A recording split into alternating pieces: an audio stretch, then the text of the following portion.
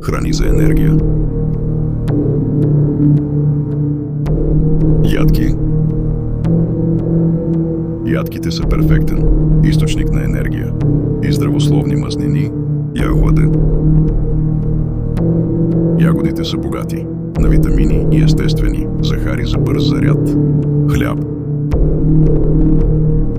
Пълнозърнестият чочошки хляб дава дълготрайна енергия с комплексни въглехидрати. Спанак. Спанъкът съдържа на желязо и витамини, за силен организъм. Боб.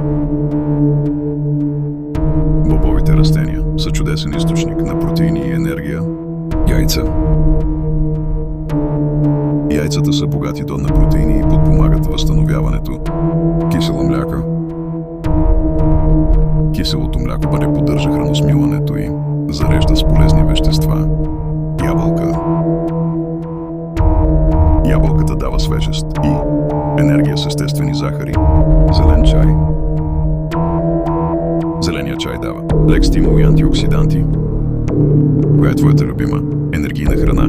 Сподели в коментарите.